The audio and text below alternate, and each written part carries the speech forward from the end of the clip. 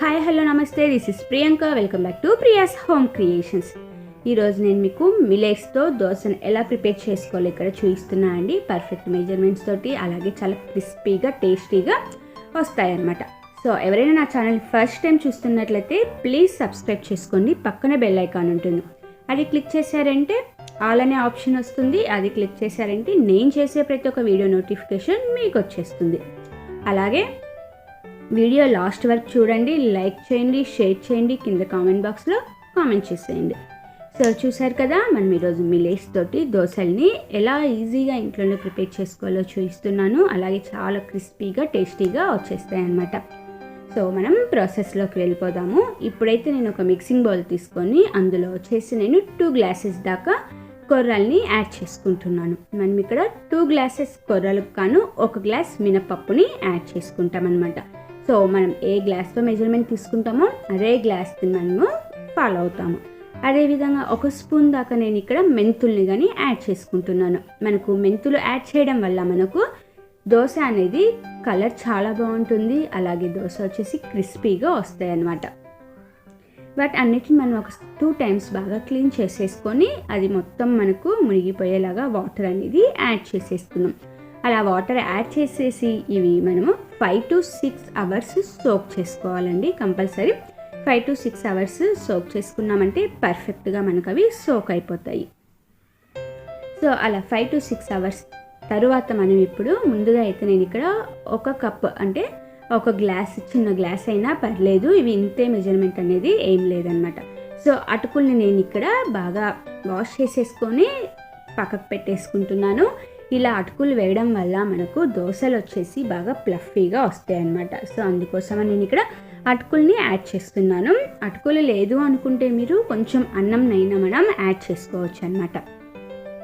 మనకు 6 అవర్స్ అయిన తర్వాత చూసారంటే మనకు అవన్నీ కొర్రలు అలాగే పప్పు అనేది పర్ఫెక్ట్గా మనకు సోక్ అయిపోతుంది. సో ఇప్పుడు నేను ఒక మిక్సీ జార్ తీసుకొని అందులోకి మనం నానబెట్టుకున్న అటుకుల్ని మినపప్పు అలాగే కొర్రలు మెంతులు వాటన్నిటిని వాటర్లో నుంచి తీసేసుకొని ఇప్పుడు మనం మిక్సీ జార్లోకి వేసుకుందాము.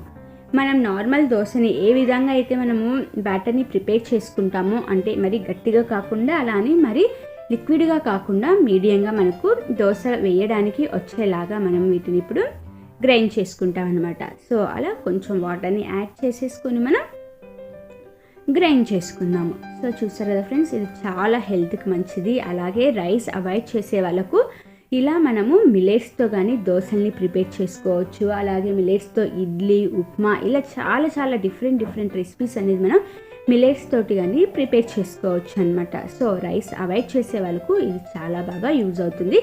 అలాగే మనకు ఈ మిలెట్స్తో దోశలు తిన్నా సరే మనకు నార్మల్ దోశలు తిన్న ఫీలింగే ఉంటుంది. అంటే మనం మిలెట్స్తో తిన్నాము మనకు చేసిన వాళ్ళు చెప్పేంత వరకు అర్థం అవ్వదు అనమాట. సో చాలా టేస్టీగా చాలా క్రిస్పీగా ఉంటాయి. అదేవిధంగా మనం ముందుగా సోక్ చేసుకొని రెడీగా పెట్టుకున్నాం కదా అటుకుల్ని, వాటిని కానీ నేను ఇక్కడ యాడ్ చేసుకుంటున్నాను. వాటిని కానీ యాడ్ చేసేసుకొని మనం మిక్సీకి వేసుకుందాం. సో చూసారంటే మనకు బ్యాటర్ అనేది రెడీ అయిపోయింది. సో బ్యాటర్ రెడీ అయిపోయిన తర్వాత నేను ఇక్కడ 1.5 స్పూన్ దాకా సాల్ట్ని యాడ్ చేసుకుంటున్నానండి. మనం సాల్ట్ వచ్చేసి నైటే అయినా బ్యాటర్ ప్రిపేర్ చేసుకోగానే అయినా సాల్ట్ యాడ్ చేసుకోవచ్చు. లేదు అనుకుంటే మనం మార్నింగ్ ఫ్రాగ్మెంట్ చేస్తాం కదా, ఇప్పుడు ఓవర్ నైట్ మొత్తం ఫ్రాగ్మెంటేషన్ చేసిన తర్వాత మార్నింగ్ అయినా సరే మనము సాల్ట్ అనేది యాడ్ చేసుకోవచ్చు. సో మనకు పక్క రోజు మార్నింగ్ చూసారంటే మనకు పర్ఫెక్ట్గా అది పొంగుతుందనమాట. మరి ఎక్కువ పొంగాల్సిన అవసరం లేదు. దోశపిండి ఎప్పుడైనా సరే మరి ఎక్కువగా పొంగాయి అంటే మనకు దోశ వేసేకి కానీ సరిగా రాదనమాట. అందుకోసం మరి ఎక్కువ పొంగకూడదు, అలానే అస్సలు పొంగకుండా ఉండకూడదు. సో అందుకోసం మనం మార్నింగ్ లేవగానే ఒకసారి బాగా మిక్స్ చేసేసాము. లేదు అనుకుంటే చాలామంది ఈవినింగే బ్యాటర్ అనేది ప్రిపేర్ చేసుకుంటారు కదా, వాళ్ళైతే మనము మిడ్ నైట్ అలా ఒకసారి లేచినప్పుడైనా ఒకసారి మనం కలుపుకున్నామంటే పర్ఫెక్ట్గా సరిపోతుంది. సో ఇప్పుడు దోశ పెన్నం తీసుకొని మనం దోశని ఏ విధంగా అయితే వేసుకుంటామో అదే విధంగా ఇప్పుడు మనం ఇక్కడ దోశని కానీ మనము మిలెట్స్ దోశని కానీ ప్రిపేర్ చేసుకుంటున్నాం.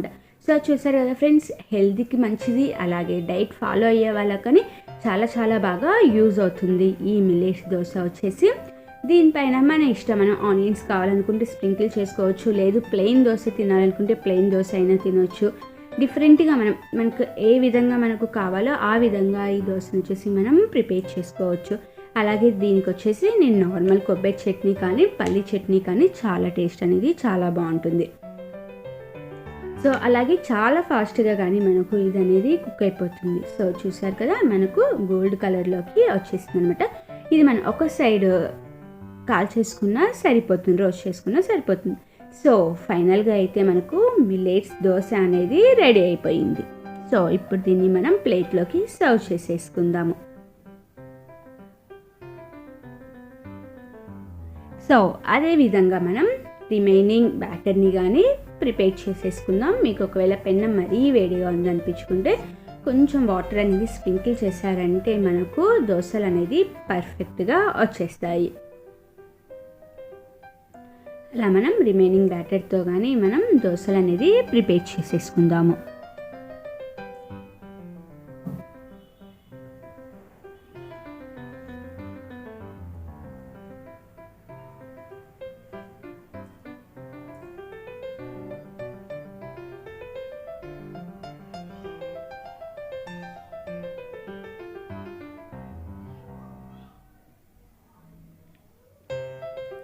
ఓకే ఫ్రెండ్స్, మనకు ఫైనల్గా అయితే మిల్లెట్స్ దోశ అనేది రెడీ అయిపోయింది. దీన్ని మనం ఆయిల్తో కానీ నెయ్యితో కానీ మన ఇష్టం దేంతో అయినా మనం అప్లై చేసుకోవచ్చు అనమాట.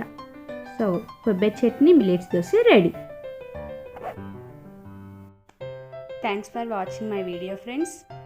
లైక్ చేయండి, కామెంట్ చేయండి, అలాగే షేర్ చేయండి, సబ్స్క్రైబ్ చేయండి. పక్కనే బెల్ ఐకాన్ ఉంటుంది, అది క్లిక్ చేశారంటే నేను చేసే ప్రతి వీడియో మీకు వచ్చేస్తుంది. Thanks for watching my video friends.